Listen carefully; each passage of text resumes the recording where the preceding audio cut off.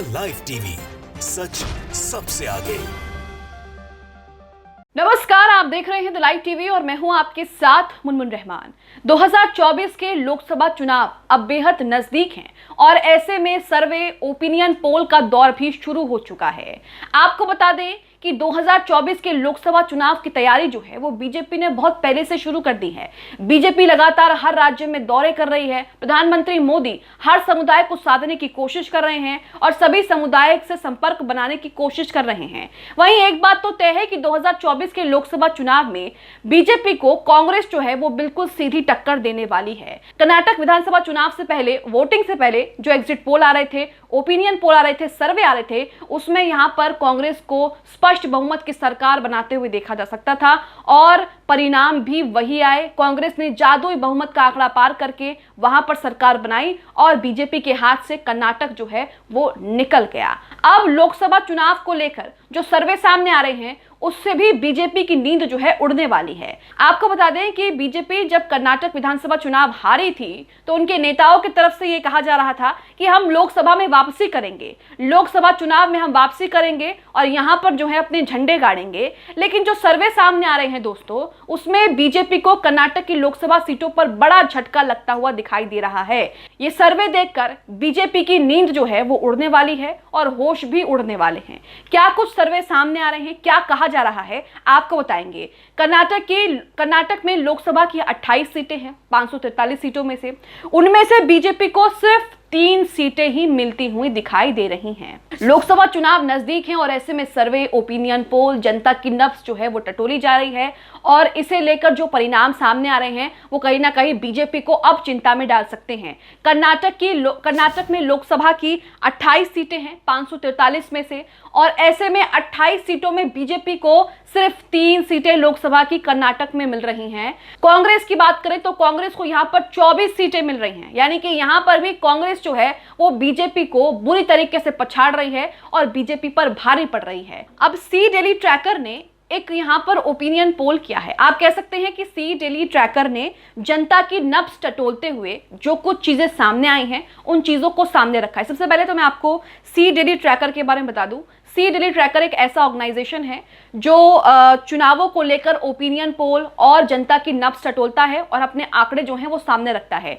वही ठीक लोकसभा सीटों को लेकर भी सी डेली ट्रैकर ने यही नब्ज टटोलने का काम किया है और जो आंकड़े सामने आए हैं वो बीजेपी को यहाँ पर बीजेपी को सदमे में ला सकते हैं। अब यहाँ पर देखिए, आप ट्वीट उनका देख रहे हैं जिसमें लिखा है कि C daily tracker of public pulse of Karnataka for Lok Sabha election 2024, यानी कि सी डेली ट्रैकर ने जनता की नब्ज टटोली है 2024 लोकसभा के लिए और कर्नाटक में जो लोकसभा की सीटें हैं उसके लिए जनता की नब्ज टटोली है, जनता के ओपिनियन लिया है कि वहां पर कौन सी पार्टी जो है जीत सकती है, किसके खाते में कितनी सीटें आएंगी लोकसभा की। इस तरीके से जो है एक यहाँ पर उन्होंने पोल किया है। अब इस पोल के जो नतीजे सामने आ रहे हैं वो कहीं ना कहीं चौंका देने वाले हैं।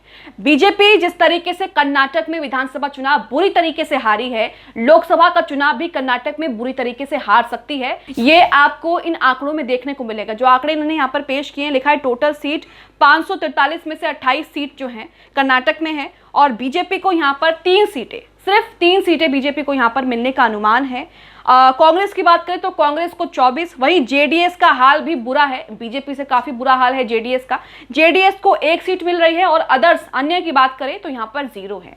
तो आप देख सकते हैं कि जो बीजेपी के नेता विधानसभा चुनाव हारने के बाद कह रहे थे कि लोकसभा चुनाव में वापसी करेंगे, लोकसभा की सीटों पर जो है अपना कब्जा जमाएंगे, लेकिन यहाँ पर उनका ये वाला सपना भी चकनाचूर होता हुआ दिखाई दे रहा है क्योंकि यहाँ पर सिर्फ बीजेपी को 3 सीटें मिल रही हैं। इसी के साथ सी डेली ट्रैकर ने एक और पब्लिक पोल किया है, पब्लिक ओपिनियन लिया है, जिसमें यह कहा गया है कि who is the next prime minister of the country, देश का अगला प्रधानमंत्री कौन बनेगा, जिसमें कई लोगों ने राहुल गांधी का नाम लिया है। राहुल गांधी का जिन लोगों ने नाम लिया है वो 47% हैं। वहीं पीएम नरेंद्र मोदी का जिन लोगों ने नाम लिया है, पीएम नरेंद्र मोदी को जिन लोगों ने सजेस्ट किया है वो 39% हैं। तो राहुल गांधी का यहाँ पर प्रतिशत ज्यादा है। ज्यादा लोगों ने राहुल गांधी को प्रधानमंत्री के तौर पर देखने की बात कही है और इससे यहाँ पर बीजेपी की एक बार फिर से जो है वो नींद उड़ सकती है। ट्वीट आप अपनी स्क्रीन पर देख रहे हैं, आंकड़े इसमें पेश किए हैं। लिखा है C daily tracker of public pulse of Karnataka, who is the next prime minister of the country.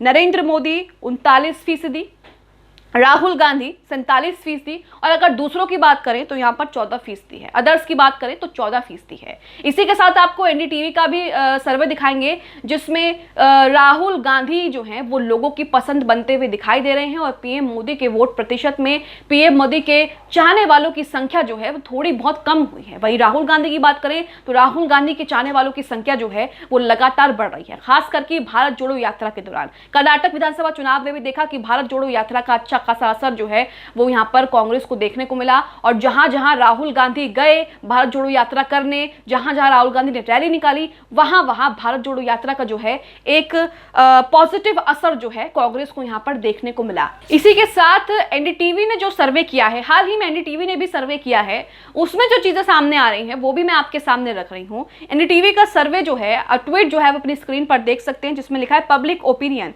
2024 के लोकसभा चुनाव में पीएम मोदी का चैलेंजर कौन है। यानी कि जो बीजेपी ये कहा करती थी कि पीएम मोदी का चैलेंजर कोई नहीं है, विपक्ष ताकतवर नहीं है, राहुल गांधी जो है पीएम मोदी के ओपोनेंट नहीं बन सकते, वो सरासर यहाँ पर जनता जो है उन्हें गलत साबित कर रही है। एनडीटीवी ने जो सर्वे किया है वो भी आप अपनी स्क्रीन पर देख सकते हैं, जिसमें यहाँ लिखा है कि मोदी का 2024 में चैलेंजर कौन है। जाहिर सी बात है यहाँ पर भी राहुल गांधी को लोगों ने ज्यादा जो है माना है कि राहुल गांधी ही मोदी के चैलेंजर हैं 2024 के लोकसभा चुनाव में। अब देखिए 34% लोगों ने माना है कि राहुल गांधी 2024 के लोकसभा चुनाव में मोदी के चैलेंजर हैं।